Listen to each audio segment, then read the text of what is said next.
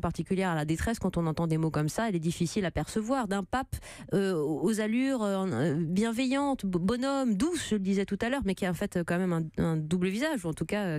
Enfin, l'allure bonhomme du pape, oui, c'est vrai qu'il a même, au début, on le voyait marcher, parler, il a même rendu, pour être clair, l'Église catholique assez sympathique. C'est ça. Sauf et que, tout d'un coup, ça nous retombe sur la tête. Rappelez-vous quand même ce qu'il a dit, ce pape. Il n'a pas arrêté d'être violent. Depuis le premier jour. Rappelez-vous comment quand il s'adresse aux évêques italiens, il les traite de fonctionnaires paresseux, il les traite de carriéristes. Quand il s'adresse aux cardinaux, il les traite de mondains. Mais là justement, on s'est dit, il va bousculer l'Église et l'administration, c'est pas plus mal.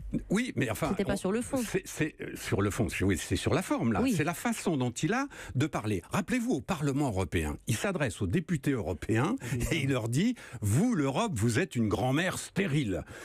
Rappelez-vous, quand il s'adresse aux États à propos des migrants. Vous transformez la Méditerranée en cimetière. Ces images sont toutes violentes.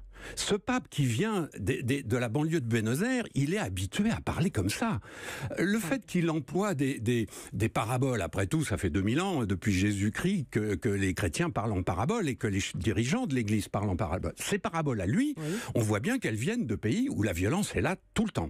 Parce que ces paraboles, quand vous en faites la liste, sont incroyablement violentes. Alors quand ça touche les femmes, évidemment qu'on réagit tous, on se dit surtout en ce moment où on est très porté sur ces sujets-là.